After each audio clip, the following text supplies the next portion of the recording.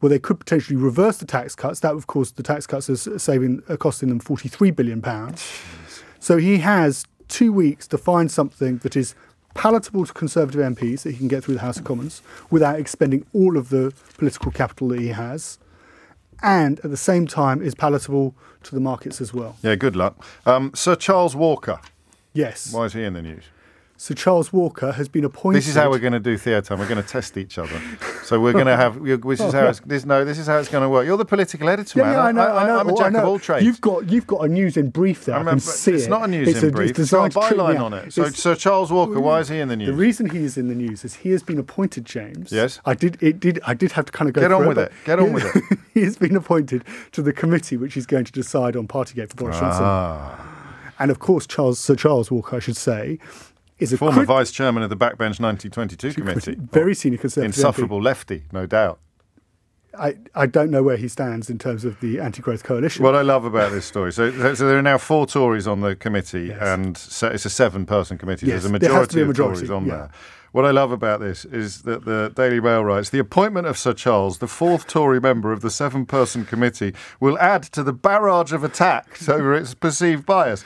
So you go and try and find attacks on the bias, the perceived bias of a committee that's got 4 Tories on it, despite having a total number of 7. So you're thinking, well, that's not like the Daily Mail to be cross about a majority of Tories on a 7-person. No, you have to be the quote unquote the right kind of Tory, James. but the entire barrage of attacks has come exclusively from the Daily Mail and Nadine Dorries. Literally nobody else is angry about the idea that Boris Johnson should be properly investigated for lying to the House of Commons. But Sir Charles Walker is a known critic of Boris Johnson. He was known to express his concerns around Partygate at the time. He flip-flopped, if I remember correctly, immediately. To start off with, James, he said actually he thought the Prime Minister should stay in post. Then he decided the Prime Minister should go. Then he decided the Prime Minister should stay in post. But I think he's now in the camp of saying actually... Well, you would change your mind after the flipping criminal fine was brought in, wouldn't you? You couldn't carry on saying he hasn't done anything wrong after the Met have felt his collar. He says what he says, and I like this. A great advantage I have. I presume he talks like this. No, he doesn't actually. Does he not? He's Broxbourne MP. He's the great advantage I have over most candidates is that I'm leaving at the next election. I'm really beyond their reach, and that's what drives the Daily Mail potty, is that they can't scare him. They can't stick a picture of him on the front page and put enemy of the people. He's off. He's out. He's gone. He's done. He's got his... But the other thing, of course, and the reason this story is particularly important, or it will become more important, was given the way that things are going for Liz Truss at the moment, and were things not to improve, and we've had comments we've heard from the likes of Grant Shapps, the former Transport Secretary, saying that Conservative MPs will not sit on their hands, is that were the Partygate committee, the Privileges Committee that's set up, actually find and rule against Boris Johnson and come up with, because they can get hold of WhatsApp messages, they can get hold of photographs, they can get hold of emails, and find that Boris Johnson did deliberately mislead Parliament, then it could, in effect, preclude Boris Johnson from coming back. He's that military general who comes back, summoned back from his plough to lead the Conservative Party into the next election. And that's why this story is particularly important, because watch this space. It could damn Boris Johnson. Any hope for a comeback or even a continuing political career. And he says himself, I'm entirely relaxed about my position. If people want to suggest I'm biased against Boris, biased for Boris, people can say what they like. And this is adding to the barrage of attacks over its perceived bias, according to the Daily Mail. Bless their little cotton socks. Well, I don't know. I'm going to ask people what they think about Theo Time. Do people want to make this a regular feature? Thumbs down. Don't be so harsh on yourself. It's mostly positive. Julie says at last something to smile about. I don't know whether she's talking off the...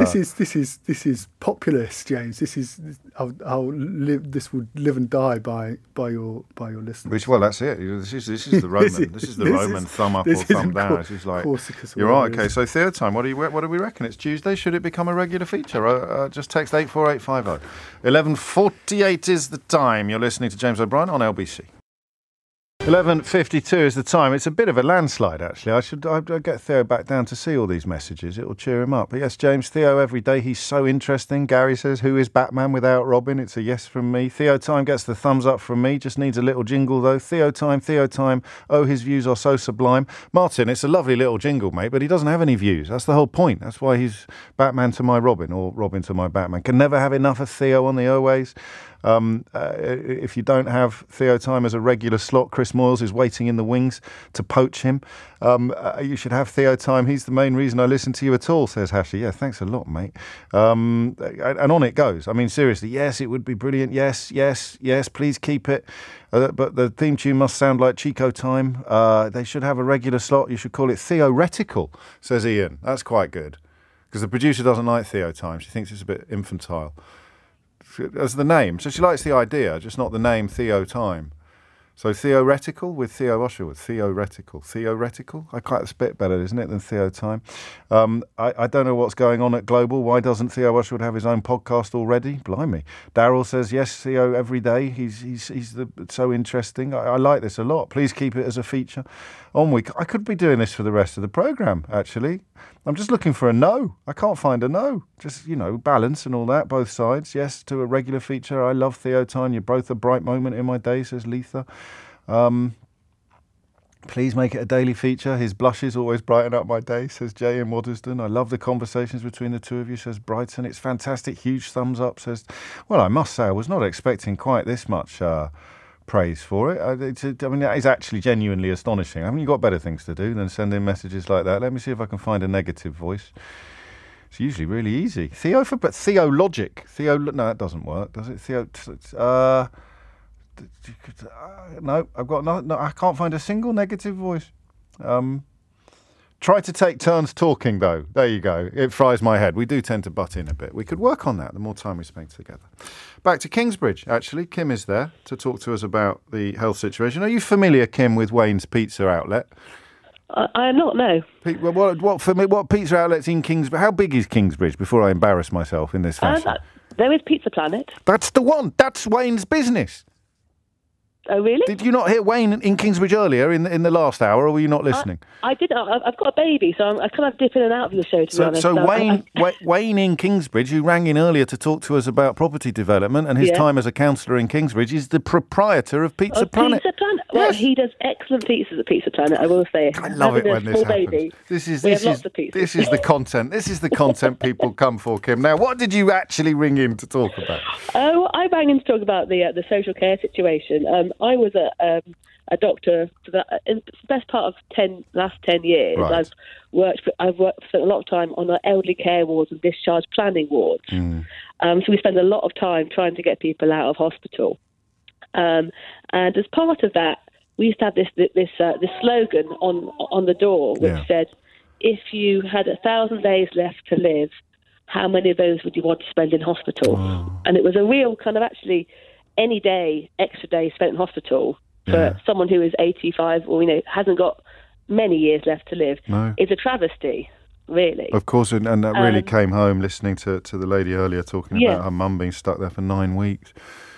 Yeah, it was, and her stories like hers aren't particularly rare anymore. Clearly, and it's sad. And one of the things that used to, there's many frustrations about, I worked in elderly care, which a lot of that is around discharge planning.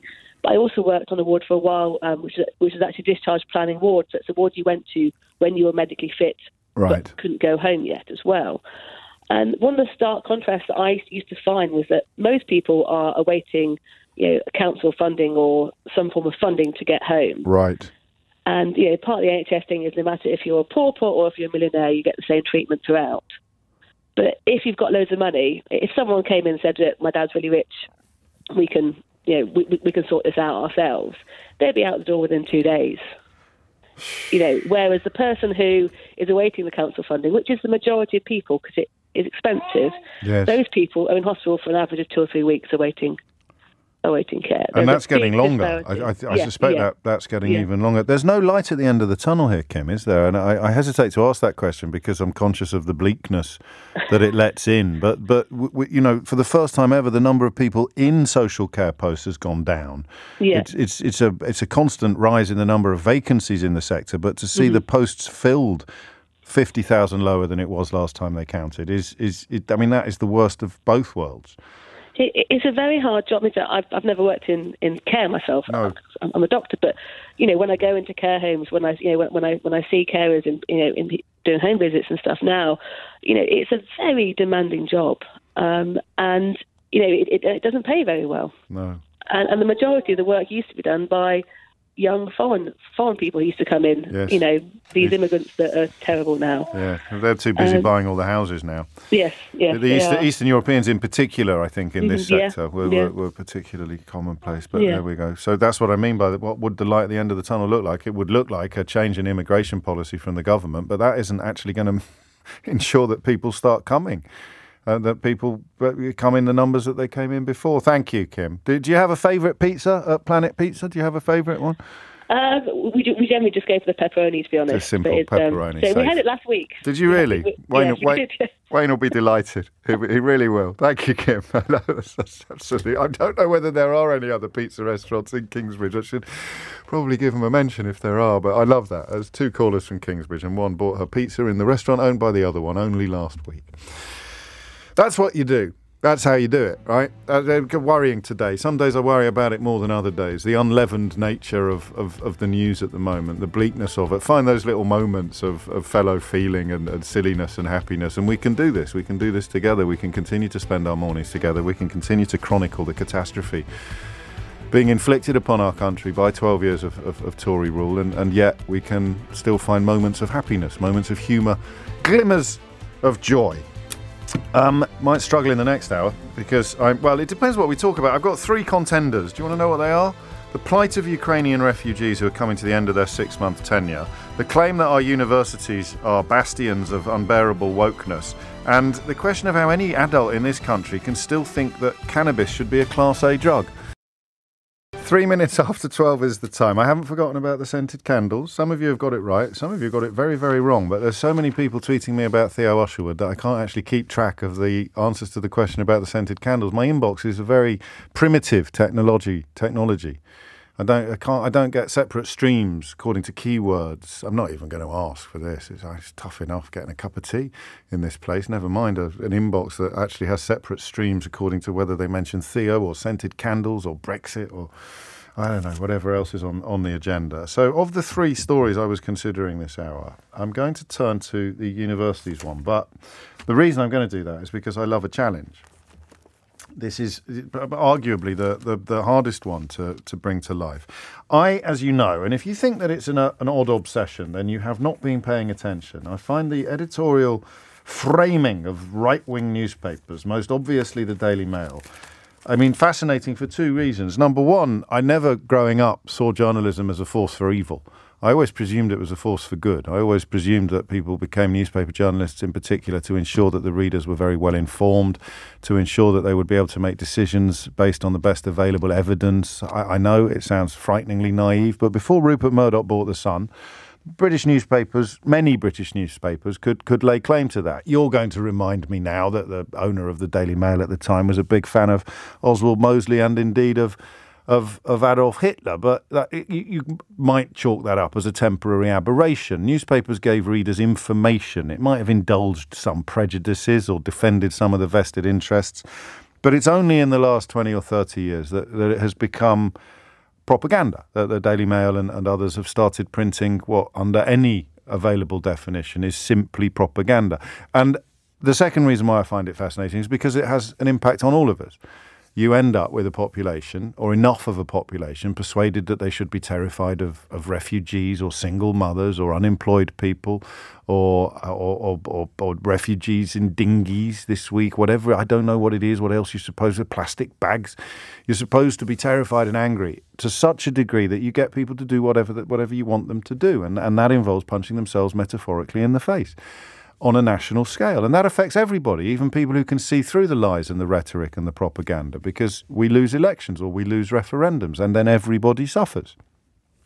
So I'm always interested into where they're going to try and turn their attention next, because, well, all of their other targets have turned out to be nonsense, haven't they? The idea that we need to leave the European Union is now, unless your brain is made of mince, you can see what a stupid suggestion that was. The idea that Boris Johnson would be a good prime minister or would be in some way transformed by high office from the amoral incontinent that he had been for the rest of his political and professional career. You can see that that was nonsense. The idea that Theresa May was the new steel, the steel of the new Iron Lady, which was their front page, you can see that that was nonsense. The idea that High Court judges were somehow enemies of the people, you can see that that was dangerous and disgusting nonsense. All of their old targets, Brussels, bureaucrats, it's all fallen apart. Every single thing they've told you to get angry about has turned out to be the polar opposite of what they told you it was. So what are they telling us to get angry about today? What is the new target of the sort of mad mullahs? And I use the word mullahs for reasons that will become clear to you in one moment. The mad mullahs of the Daily Mail. What is their new target? Who are they telling you to get cross about today? Because in order to work, it has to be something you don't know anything about. You know, you remember after Brexit when people would ring in and say to me, they keep telling me they didn't mean me. My mother-in-law voted to get rid of all the immigrants, but she keeps telling me she didn't mean me. It has to be something you don't know about. It has to be the mythical migrant of Nigel Farage's disgusting Nazi-themed posters. It has to be something you don't know about yourself. Because otherwise people will be able to say, no, hang on a minute, I know so-and-so, and they're not the cause of all evil. And universities are great for that, largely because the less educated you are, and this is not an opinion, this is a matter of fact. So if you're uncomfortable with it, don't take it out on the messenger.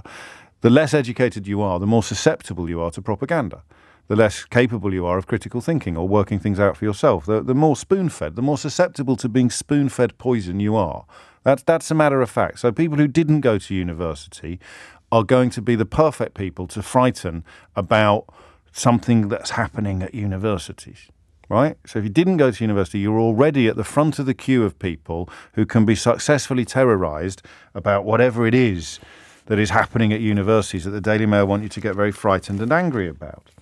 If you think about the state of the country at the moment, and the fact that they've been putting this bilge on their front page should give you some indication of what a serious matter it potentially could be, because it usually works. It turns out a few years later that there was nothing to be frightened or angry about at all, but for the period of time in which everybody is being told to get frightened and angry, terrible, terrible things happen. And today it's woke universities. Here is a line written by a genuine academic in an actual newspaper in Britain in 2022. A new breed of cultural Taliban has taken over higher education in the UK. I'm going to read that again because it's not satire, it's not The Onion, and it's not a joke. A new breed of cultural Taliban has taken over higher education in the UK. I mean, the actual Taliban is cultural. Of course, I'm far be it from me to point out to a professor of sociology at Kent University how boneheaded his introduction is, never mind the rest of this ridiculous article. The actual Taliban is largely cultural. It is obviously driven by ideology and seeks to influence culture. So quite what the difference is between the cultural Taliban and the Taliban, apart from Kalashnikovs, is something that only someone called Professor Frank Furedi would be able to explain. But he won't be explaining it in the Daily Mail because they won't be asking him to explain anything sensible or significant like that. They'll be asking him to provide enormous fireworks to inflame and infuriate their readers who know nothing about the subject he is discussing. Under the banner of decolonisation, they seek to turn our universities into indoctrination factories churning out woke students. This bloke, I remind you, is a professor of sociology at Kent University. So either he's not a professor of sociology at Kent University, or they are not all working under the banner of decolonisation and seeking to turn our universities into indoctrination factories, churning out woke students, because he works in one. But don't let little details like that interfere with the anger you are being encouraged to feel. And he goes on to explain how the world is going to hell in a handcart, and all of these desperate attempts to bring understanding of the empire or knowledge of colonisation into cultural and academic spheres is absolutely wrong and terrible and disgusting. And there is a chance he's telling the truth. This is the point at which I have to say I haven't been to university for 25 years. And when I did go, I went to a university called the London School of Economics, which has a fairly robust reputation as being something of a hotbed for precisely the sort of revolutionary rebellion that now gets called woke, or for precisely the sort of resistance of authoritarianism and standing up to the authorities that now gets called woke. But I haven't been for 25 years. And that's why I have to entertain the possibility that, a new breed of cultural Taliban really has taken over higher education in the UK. I'm not going to lie to you, it seems unlikely. I meet graduates fairly regularly. I am increasingly conscious of how old I am compared to most of my colleagues in this building, and I don't just mean on the music stations. Apart from fellow LBC presenters, I'm older than almost everybody.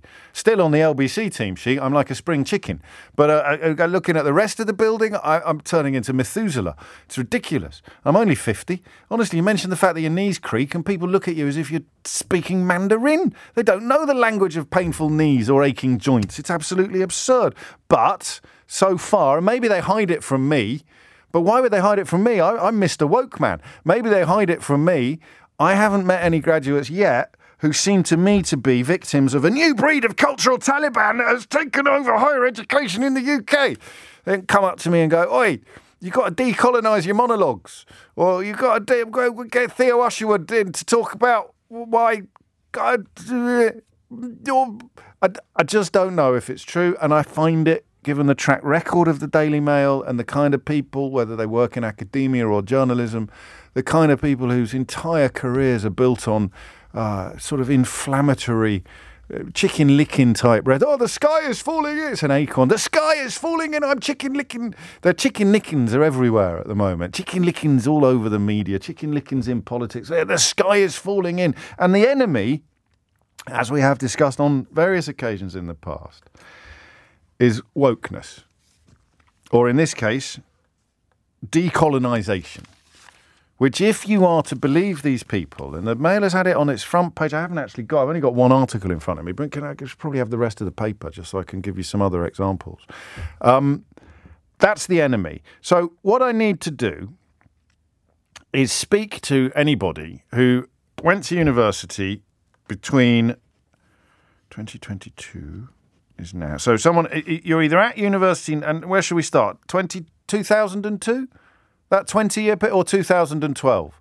2012 is nice because everyone goes, oh, the Olympics. 2012? 2012 to 2022? Someone that spoke? Or do what? Or academics? I don't know. The question I'm asking you, and you can only really answer this if you have been to university at some point subsequent to 2005. Because when did I leave university? 97? Oh God, I'm so very old. The point I'm making is, this bears no resemblance whatsoever to my memories of university or my knowledge of them based upon speaking to younger people subsequently. But it may be that I am inhabiting a cultural Taliban bubble on this, and that I just don't meet the people who are the victims here, or I don't notice it because I'm as awful as they are. So if you or your children, there you go, that's the way into it. Do your children come home and tell you to decolonise the dining table because they're victims of a new breed of cultural Taliban that's taken over higher education in the UK? We can't have Christmas crackers this year, Mum. They're a symbol of colonial oppression. It just doesn't happen anywhere except in the pages of the Daily Mail. And this is the crucial bit. And in tiny pockets of academia, every university I've ever been to, I've only ever been to one. When I was at university, there were always a few students who were like this. And good for them. You need an absolute multiplicity of opinion and input. Viz magazine used to take the mickey out of them. There were two characters in Viz magazine. One was called Militant, and the other was called Student Grant. And they were the kind of people that ended up working for Jeremy Corbyn. They would walk around wearing hats that they'd inherited from a Patagonian llama farmer and knitting socks out of their own armpit hair and insisting that the rest of us were terrible tools of oppression and all this sort of thing. And that how could we possibly be worrying about whether we're going to get into Love Ranch on Saturday night when there are people suffering in Somalia. And I understand the position, and there were people suffering in Somalia, and that was awful. But my God, they gave you a pain in the proverbials. They never stopped. They were always banging on, not only about how hypocritical and awful everybody else was, but about how bloody perfect they were. As I say, they all ended up working for Jeremy Corbyn. So perhaps things have changed. Perhaps the militants and the student grants have now taken over universities, and they have successfully introduced a new breed of cultural Taliban that has taken over higher education in the UK. That's the point I am asking you to address. Maybe it's true. Maybe campuses, universities are no longer places where people are trying to get drunk and get stoned and get off with each other, when people are no longer joining societies to I don't know, visit Sweden or put on a play. They're all decolonising and cultural Talibaning and attacking and whatever, student granting and militanting and whatever it is, okay? But possibly they're not. If you have been to university in the last 10 years, I would like you to tell me whether or not the cultural Taliban have taken over. And the number you need to do that is 0345 6060 973. If you are a parent who has sent a child off to university, ideally having attended university yourself, but not necessarily, have they come home in a way that you just do not recognise, from what they were like when they left right through to your own university days? Because I'm fairly confident that what we're hearing here is just the latest back in my day nonsense. A cultural Taliban has taken over university. And who are you supposed to get cross with? Are we supposed to get cross with our own children? Or is this ludicrous rhetoric directed exclusively at people whose children don't go to universities? What are we supposed to do? Discourage our children from going to university because they might get caught up in the cultural Taliban? 0345 6060 973 is the number you need. Listen, I've got a lot to say about this. It's 18 minutes past 12 already. I've barely drawn breath. And obviously I'm trying to make it mildly entertaining for the purposes of easing your digestion of it. But it is crud, unless you can persuade me that it isn't. So if you... Yeah, Rick and Neil from the Young Ones, says Jez. It's Rick from the Young Ones, this stuff. Oh, won't someone think of the Patagonian llama farmers? It is just Rick, and to a lesser extent Neil, because Neil was sweet and Rick was really obnoxious. Deliberately, that's how the characters were drawn. So, do you recognise the description of British universities as hotbeds of cultural Talibanism? And the second question, which everyone can join in on, because I think I'd allow myself to suggest I've done a pretty good job of describing this to you. The key question I've got for you now is, why are they doing this now?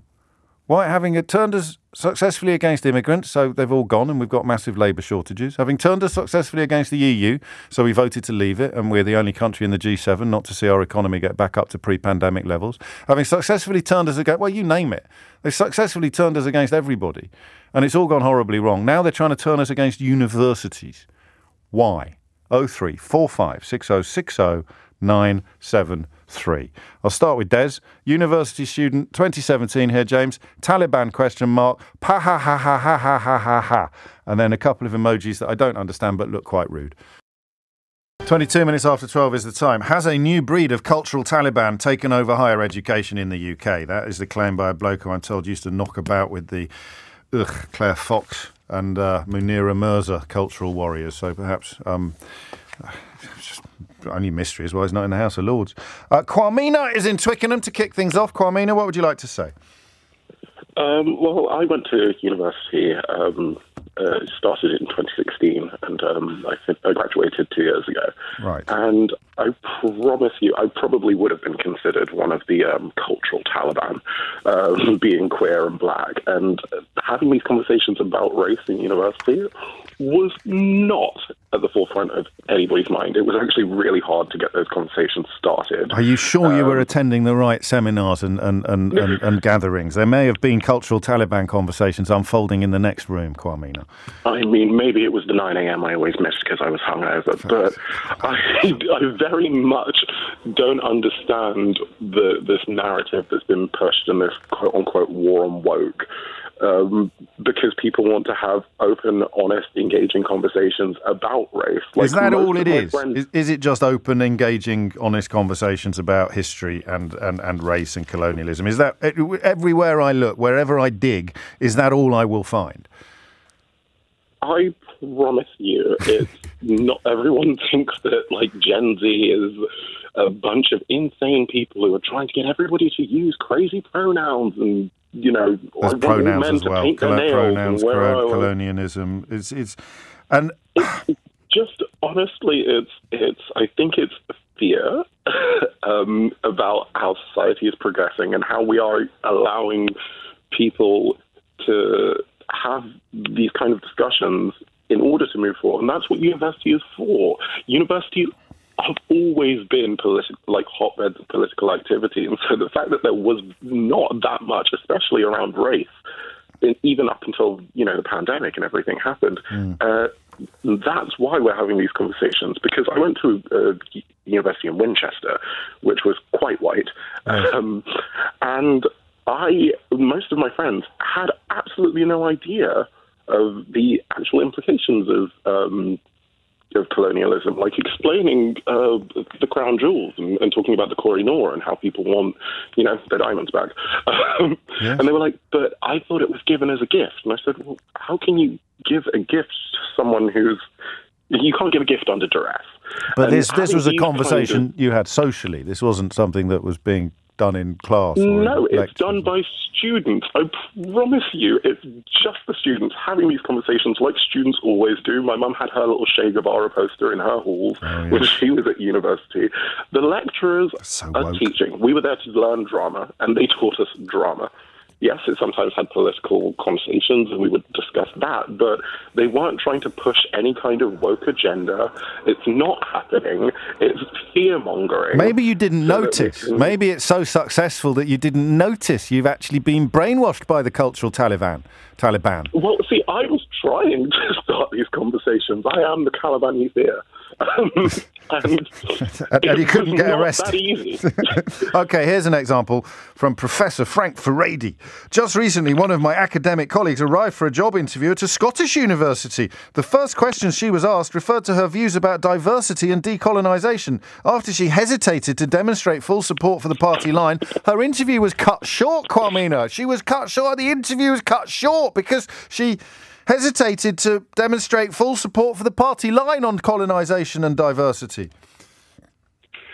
Well, speaking as someone who is from 2 former British colonies, I cannot stress how important it is to learn the effects of colonisation on people, because the ramifications of that are still being seen today.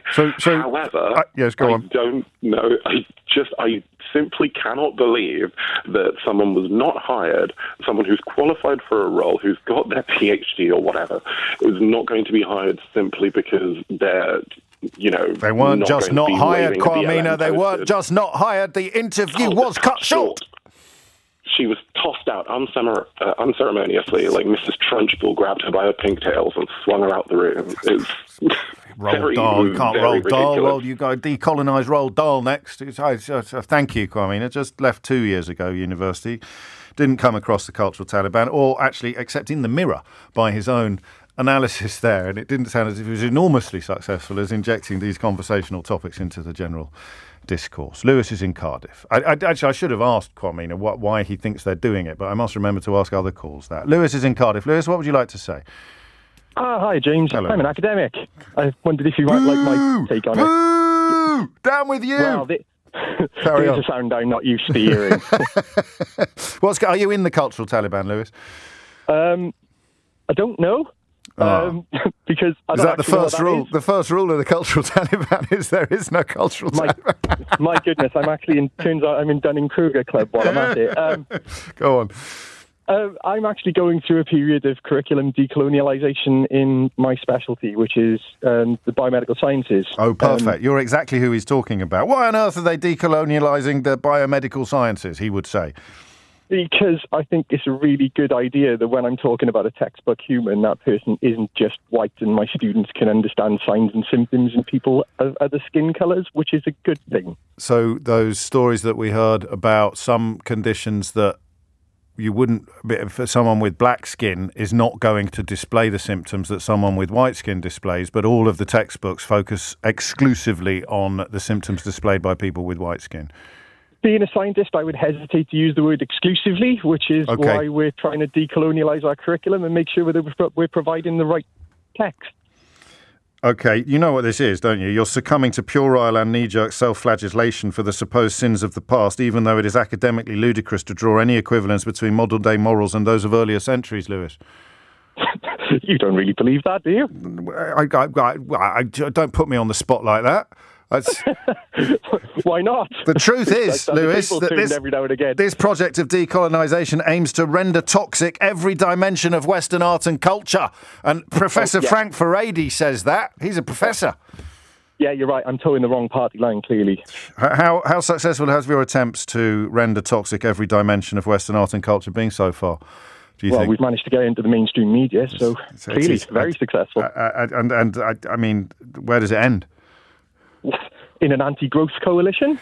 I don't know. Genuinely, and to put humour aside just for one tiny moment, does it ever go too far? I mean, are there examples where you would think, politely and kindly, you just think, I think we didn't really need to do that bit of it. The overall project is obviously a good idea, but... In all honesty, yes. Yes. Because there are parts of every institution that are staffed by people whose job it is to only think about these things. Right. And that's just what happens, is that they push boundaries because they're academics as well. Yes. And then they see what gets pushed back, because the people who aren't involved in only thinking about these things, we tend to be the sort of, not gatekeepers is the wrong word, but we just say, no, that's a bit silly now. You're like the real world correspondent. You will come back and say, look, I understand where you're coming from, but actually in the reality of a lecture hall, that just simply won't work or make sense. There we are. Exactly. Got it. Thank you, Lewis. Good luck with your work. Cultural Taliban there. Sue says, Dear James, I've just retired after 21 years teaching at a university. I never heard such tosh about colonisation. I think we can all agree that the consensus on this being a load of old tosh is simply proof that the brainwashing has worked. It's 12:31. Amelia Cox is here now with your headlines. I mean, the serious bit just occurred to me, actually, when I was reading that paragraph a moment ago. The truth is that this project of decolonisation aims to render toxic every dimension of Western art and culture. It wishes to devalue the legacy of our history and present it through a negative light. All its great inspiring figures, from Chaucer to Shakespeare through to Jane Austen, face the charge of being too Western, too white or too racist. And it's absolute Horlicks, but of course it adds to that narrative of white privileged white men being the truly oppressed, which people snap up. They're setting up their kind of free speech organisations or their television stations because middle-aged white men are really the most oppressed people on the planet. Forget about the LGBTQ communities or forget about ethnic minorities. It's the middle-aged white men, usually quite well off. We're the ones that most need, and straight. We're the ones that most, and all these wokey Taliban cultural types coming along and pointing out that the world shouldn't be viewed exclusively through a lens of wealthy, straight white men. They're the real enemy. I mean, he's hilarious, but also serious. But that's the point that perhaps I should have stressed earlier. It's all part of persuading people with privilege that they are actually being oppressed. It doesn't need evidence. It doesn't need any evidence at all. 12:36 is the time. Rebecca is in Halifax. Rebecca, what would you like to say? Hiya. So I'm an academic and a historian, so I guess I'm one of the ringleaders of this cultural Taliban. Yes, you're a mad mullah. Yes. And I like the other callers that have called in, I don't recognise at all what's being said about university teaching. For one, when we're told or we're taught how to teach at a university, it's very much stressed to us that we have to kind of keep our personal views and political opinions to ourselves, and we just teach the content of the course. But also I recently taught a course on colonial psychiatry and was looking at how colonialism and ideas of colonialism have affected the way psychiatry has developed over the centuries. But that's the problem. It's the existence of that course that upsets these people. Yeah, absolutely. And the thing is that I don't think a lot of what these people understand is that it's not, we're not teaching people, look how bad things, we're obviously saying these are bad, but we're not saying, this all must change, this is awful. It's about contextualizing where we are now because of what has happened before. How can you possibly understand where we are now if you don't understand where we were before, how we got here? Exactly. And history, I mean, all academic disciplines, but history in particular, we're not teaching made-up stuff. Like, we're teaching things that have come from letters, account books, records that are tangible, that you can go and view and you can assess, and it's fact. And then what's more is the academic process of actually getting your work published goes through layers and layers of peer review. So if you've got anything wrong or anything's incorrect, it gets pulled up on. And that's certainly a lot more rigorous than whatever article someone's just published in the Daily Mail saying that students are all whatever. How dare you? Are you suggesting that it is not peer-reviewed and subject to rigorous scrutiny and fact-checking? Rebecca? No, of course not. not. No, of course not. You remind me as well as you speak of the National Trust, of course, because all of the stuff that they have been displaying in this arena is also factual and evidential. It is document and letters and proof of things that happened. And the same people got their knickers in a right old twist about that as well. So what they're actually terrified of is real history. Yes. Yeah. And the things that will make you feel uncomfortable perhaps about, realising the origins of things that you've maybe taken for granted. But one of the other things that I just wanted to say as well was that there's previously in like a few years where they've kind of said that, universities are obsessed with safe spaces and nobody getting their feelings hurt. Yes. Well, actually, when I teach this course, it's incredibly difficult to teach it actually because we're teaching sources that use, awful language that today is absolutely horrendous. And we don't pander around the students. We tell them like this was written in this context and it's uncomfortable for us to listen to now, but we have to understand it. There's none of this kind of kid glove approach that people sort of seem to think is going on in universities. It's rigorous.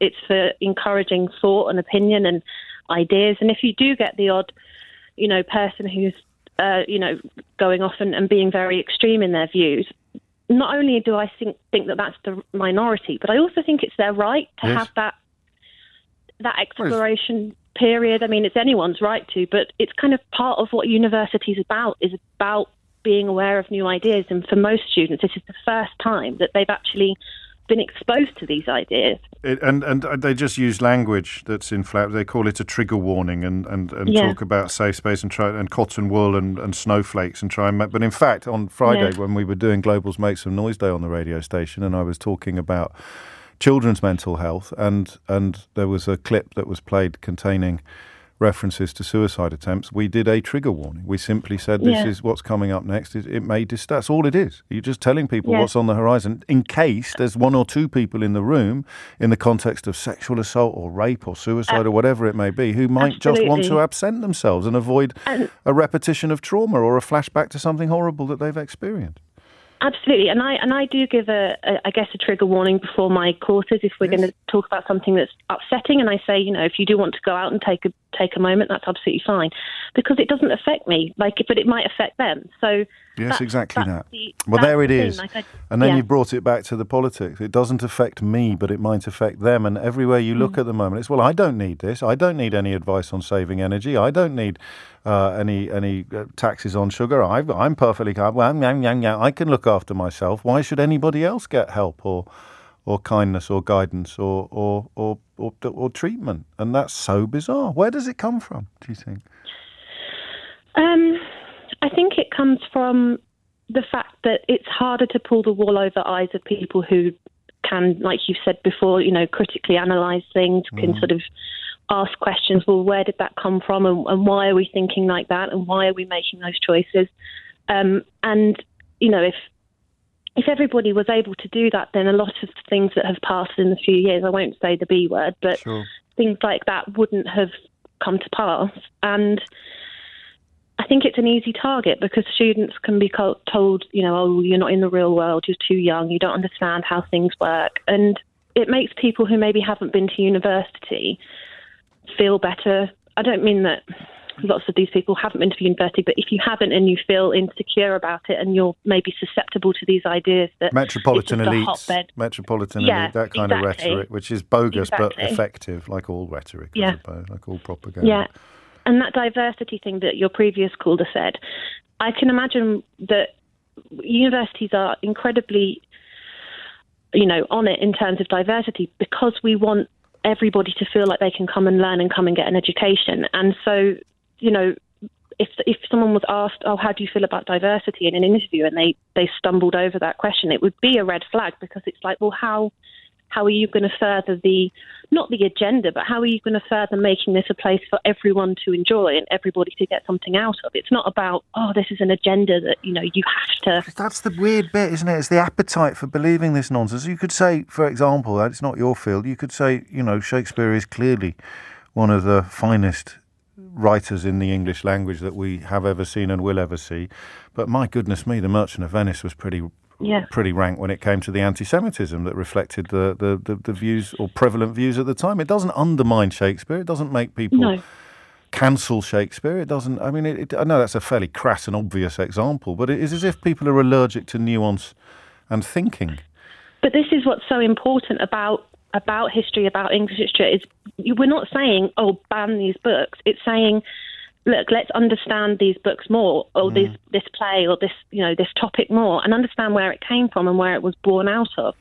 And, I think back to the National Trust thing, I think there are some absolutely excellent exhibitions that are happening and some sort of delivery that's happening across country houses where it's not about going in and people saying, oh, getting a lecture. It's about showing the other side of the history of these places that did happen. It's not made up. It's true. I find it more interesting. It's more interesting than it used to be. That's all. I mean, there's actually a really great exhibition at the moment at Harewood House about Arthur France, who was the sort of, I think he founded the Leeds Carnival. Right. And there's a fantastic exhibition there, which I would recommend anyone who's around here go to. Well, speaking of Harewood House, have you seen David Harewood's documentary about his journey and discover? I mean, his name is a consequence of being owned. His ancestors being owned by the ancestors of the Earl of Harewood. How can that not be interesting to him? Never mind to anybody else. Yeah. No, definitely. And he speaks very highly of the Earl, actually, as someone who has swum against the tide of objection to these kind of exhibitions and these kinds of... And this exhibition in particular, they recreate Arthur France's flat, the sort of 1970s flat in the house, which is just a fantastic kind of way of going in and seeing this space is actually just as important and just as interesting as the actual grand house itself.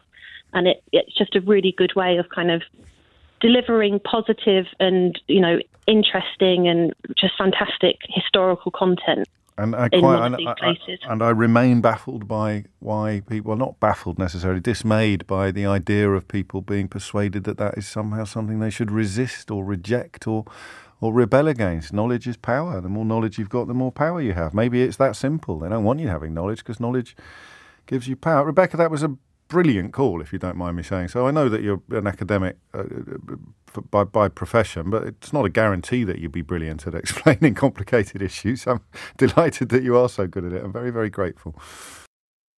12:48 is the time. I don't normally recommend that you have that you read articles in the Daily Mail, but this is an absolute masterpiece. It really is. The decolonisation movement exhibits many of the features of the Chinese Communist Party's Cultural Revolution. One of the aims of the Great Cultural Revolution was to mobilise young people to loathe their ancestors and to purge the past from their influence. Wow. So putting different coloured skin in medical textbooks is going to encourage us to loathe our ancestors. It gets better, actually. Hypocrisy is commonplace among these campaigners. Indeed, virtually every great philosopher who contributed to the development of the ideals of freedom and liberty has become a target of their crusade. Yeah, you can't study philosophy anymore in British universities. You're just not allowed to. They've banned it. It's all gone. I tell you what, if I was an academic worried about the education being provided to young people, I'd be a hell of a lot more worried about this particular government's determination to get rid of courses that are not of immediate and obvious financial benefit than I am about mythical attacks upon philosophers. In fact, if I was a professor of sociology, I'd be particularly worried about a government that doesn't think kids should be able to study topics that don't immediately translate into better paid jobs. But it gets better. The complexities and nuances of society and history are ignored. You just heard, was it Rebecca, the last caller? Just had a brilliant explanation of why complexities and nuances are the polar opposite of anti-woke positions. Complexities and nuances are exactly what these people are bringing in to the curriculum. This fella's describing himself, and either he's too boiled or too dumb to realise it. Academic brilliance is being discarded. And don't imagine for one moment that the movement is done with its work. It has powerful friends in officialdom and sections of the political class. Yes, down with that sort of thing. If we are to save our universities, it is vital that we resist the baleful march of the new cultural Taliban. I mean, it's hilarious. Genuinely hilarious, but also quite frightening. Grant's in Woking. Are you a student, Grant? I really am. That's like, I heard you talk about it, and I was like, I can't not call in, right? You're gonna love this, right? So I was vice president of my student union, fantastic, and then president of my student union. So and do you know how I got involved in all of this? No, because the cultural Taliban probably kidnapped you, did they? What's the precursor to the cultural Taliban? Hang on, political correctness gone mad. Probably a bit after that, but I got involved just after all of the tuition fee rises. Okay. So that was substantive, wasn't it? I mean, that was a real and existing platform, not like these comparisons to the Chinese Cultural Revolution. Yeah, it's a bit bloody bananas, isn't it? I think it is. But prove it. I mean, when were you there? 10 years ago at university? Yeah, so I came out of it around 2015. So I finished my degree around 2012, 2013. Right. And then did your sabbatical did post, student union stuff. Yes. Yeah, exactly. And then took a break and did a little bit of travelling, and then came back and did a master's in higher education. Oh, God, well, that's perfect then. So you're studying, as it were. You're studying education. That's part of. So well, my angle was more. Higher education policy and stuff like that, which I'll come back to in a second. But consequently, anyway, I ended up going into like training trainers and all of that sort of stuff, and working in instructional design. So, which is all just like creating instructions and creating education, which is quite nice. But, so, how much of this do you recognise? So. It sounds just what I would imagine, it's quite easy to just draw the line from people, even back to what you were saying about, Patagonian llama farmers. Yeah, exactly. It's quite easy to kind of just see the progress for me. Like what I kind of originally called in about was, like, to me it looks like at the moment we're seeing the consequence, I would say, of Tony Blair's policy to get 50% of all school leavers into higher education. Go on. So the more people you get into education, as you pointed out earlier in the segment, people become more politically awake, I would guess, right, and tend to think critically and stuff like that. And I think, there is statistical support for that. It's not just an opinion. If let's say liberal rather than left, but support for and opposition to things changes according to degree level education, and we might not like that, but it's just a matter of record. It's a matter of thing. Anecdotally, you're going to meet people from even if you're just looking at UK students, you're going to meet people from. If you're from the south, you're going to meet people from the north, and you go, oh well, they're not all.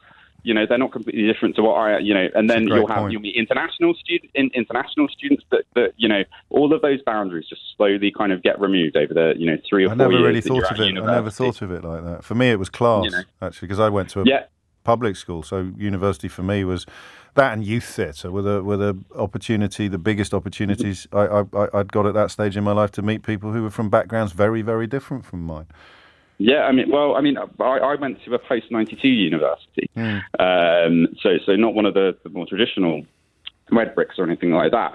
I went to a post in '92. It was, and even there, we got loads of people from all different backgrounds. We had a huge international population, particularly students doing the Erasmus program and stuff like that. Of course. And met loads of different students there. So we kind of just had like a big.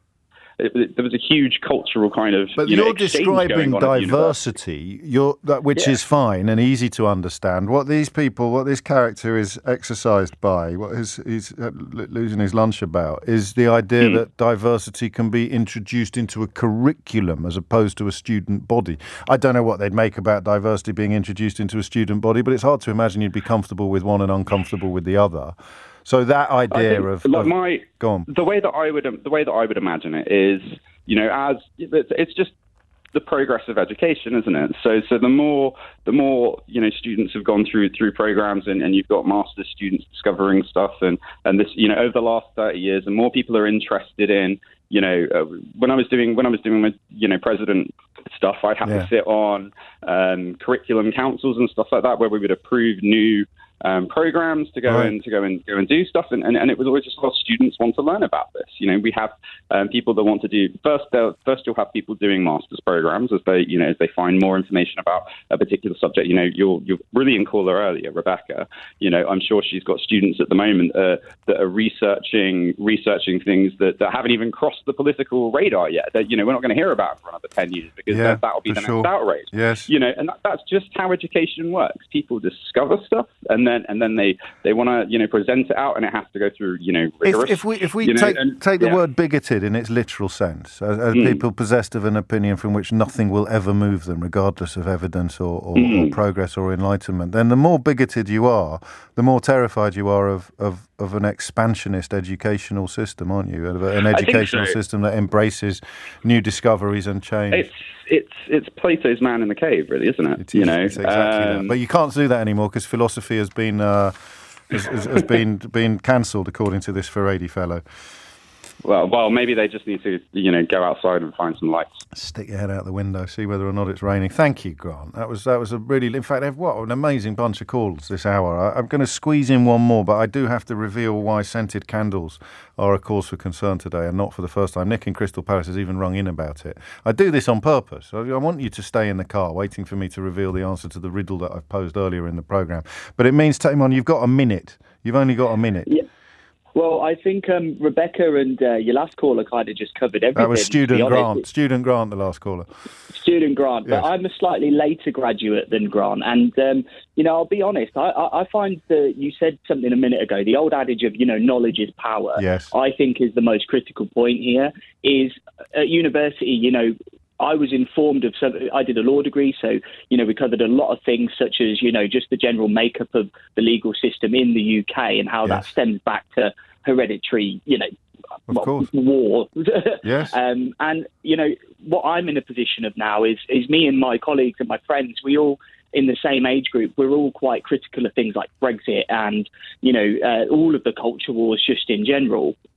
So if you're critical of these, pieces of education that teach us to be critical in general and to weigh up both sides, because that's what they're arguing now, is we should abandon this new... exactly that. Just my way or the highway is the message here. Exactly. And then we're going to stop questioning anything, aren't we? Yes. And then it can just revert back to a world where they can, call you whatever name they like at work and you just need to deal with it, or they can touch your hair when you've got it long and things like that, and that's not offensive anymore. And, you'll stop coming out of your closets and things like that because it means they can do less. It's just that simple. Beautifully put. I know. I take it to the bank, Tamon. We've taken me right up to Sheila time. I'm just going to quickly reveal what it is about scented candles that you should all be paying attention to now. Reviews of scented candles can act as a heads up for a spike in COVID cases, scientists believe. So what happened last time round is that one-star reviews started appearing for scented candles because people who had COVID and had lost their sense of smell thought there was something wrong with their scented candles, and it's spiking again now. So be warned, if you want to rely on scented candles for the alarm bells about another COVID wave, then those alarm bells are ringing, but not obviously smelling. Here's Sheila. Maybe not the best What? Maybe not the best piece of research. What do you mean? It's from the AAAI conference on web and social media. Oh, okay. Yeah. It's big stuff. This academic, mate. I'll do an hour on them later. Yeah, I would. Thank you. Later. Yeah, I would. Thank you. Later. Yeah, I would. Thank you. Later. Yeah, I would. Thank you. Later. Yeah, I would. Thank you. Later. Yeah, I would. Thank you. Later. Yeah, I would. Thank you. Later. Yeah, I would. Thank you. Later. Yeah, I would. Thank you. Later. Yeah, I would. Thank you. Later. Yeah, I would. Thank you. Later. Yeah, I would. Thank you. Later. Yeah, I would. Thank you. Later. Yeah, I would. Thank you.